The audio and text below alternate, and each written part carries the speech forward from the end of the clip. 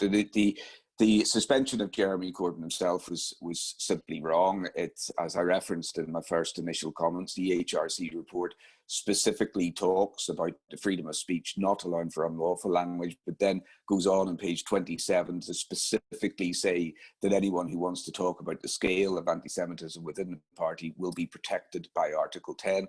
So it was simply wrong. The important thing that people need to know whenever it went to the NEC panel, and it is vital that people understand this was not, as Annalise Dodds referred to it, as a politicised panel. That is just ridiculous and unhelpful commentary that is designed to undermine the democracy of the Labour Party, undermine the rule book, undermine the NEC's authority, and of course to undermine the individuals who sat in that panel. That panel of 5 was reflective of the balance that exists within the NEC at this moment in time regarding the right and the left.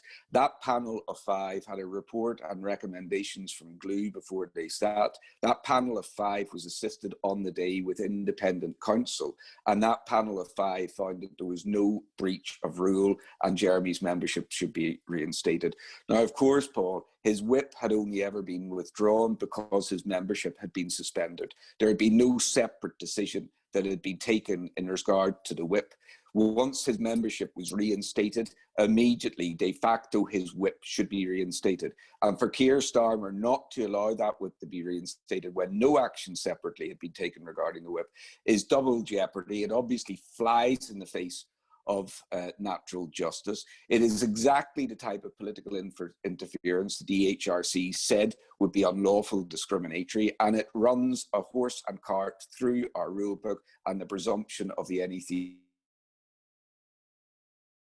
democracy of the Labour Party.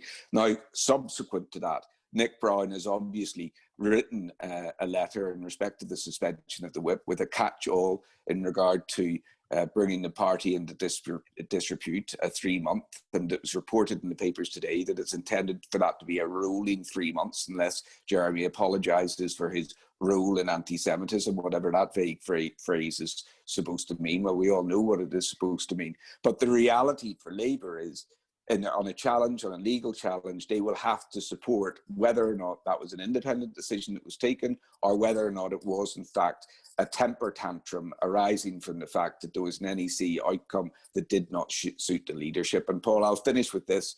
I'll finish with saying that if I say that there is not just not good faith, but there is bad faith on the part of Keir Starmer and there is disingenuousness on the part of Keir Starmer, people can reach their own conclusions as to why I would say that.